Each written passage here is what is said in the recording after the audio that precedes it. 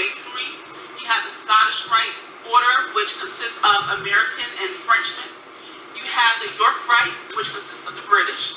And you have Prince Hall, the Prince Hall Order of Masonry.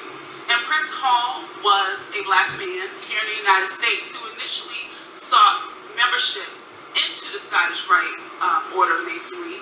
He was denied membership, and the York Rite gave him a charter to start his own. And that first lodge was known as the African Lodge.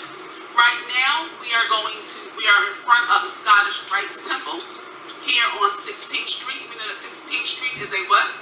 Meridian line. And why is that important? It's a center, and the ray. And what happens during high noon? That ray, that energy does what? That spiritual energy comes down, infusing the buildings, the objects that's on this piece of land. And of course, it ends with, well, starts with the White House, straight ahead. So we're going to now get off, and we're going to just come here on the sidewalk, and we're going to talk a little bit about. This is a picture of the Meridian Hill Park. Alright,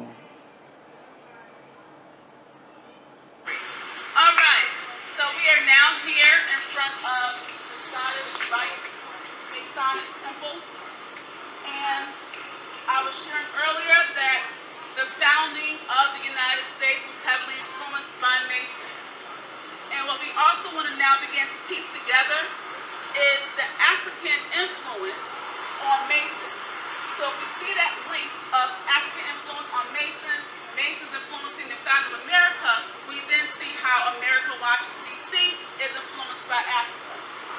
So I want to first draw your attention to the steps that you see leading up to the front of the building. The steps are in order of 3, 5, 7, and 9 steps. A total of 24 steps. Those steps represent each degree of Masonry. So each step is a degree of Masonry. Now, if we look on the outside of the door of the front of the building, you notice there are no windows. That is also similar to the architecture of temples in India. We learned in KEMET that temples were flanked either tekadu or sphinxes.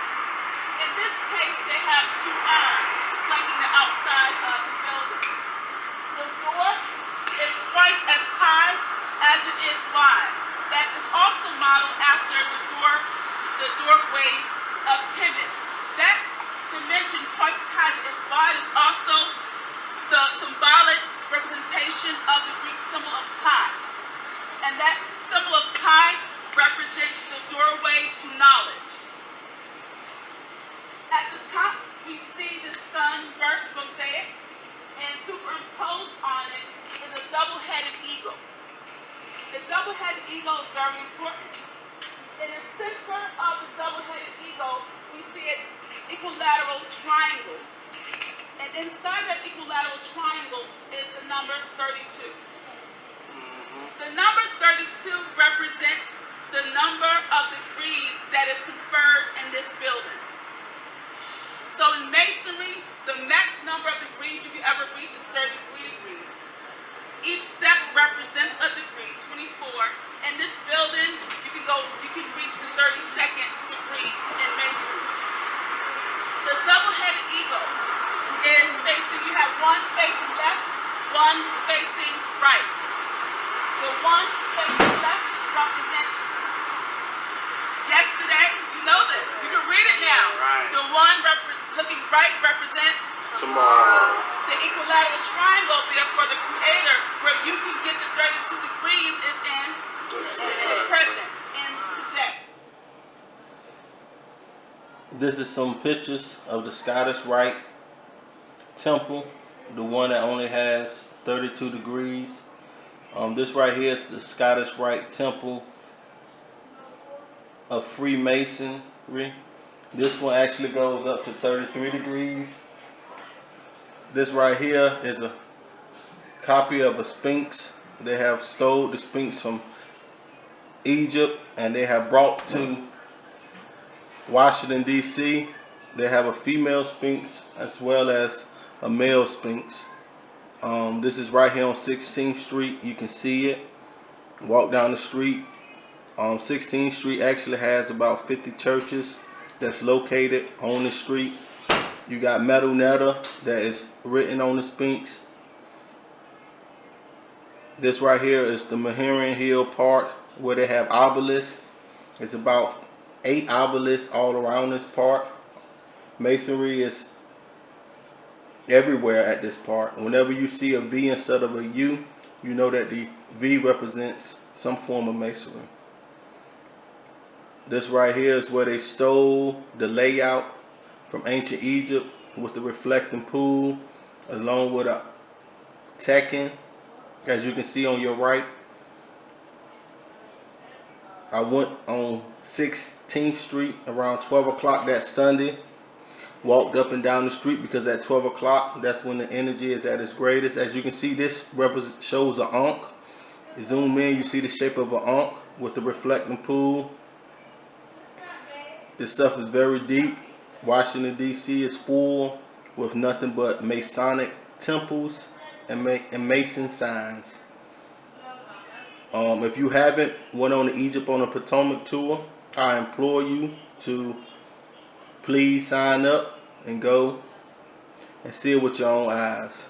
It's a lot that is hidden in plain daylight, but yet a lot of times we don't see this stuff.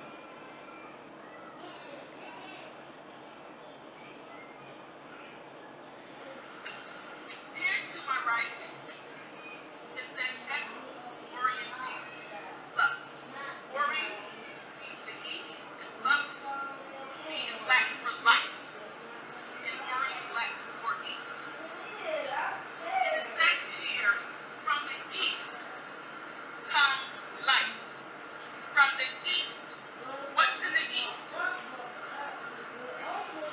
Birth, KEMET, Africa, the sun, the birth of the sun. So we're getting our knowledge and our light from the east.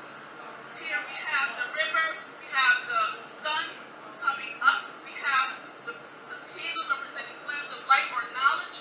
So from Africa comes knowledge.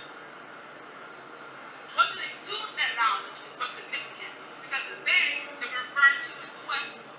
And here it says X, opposite left.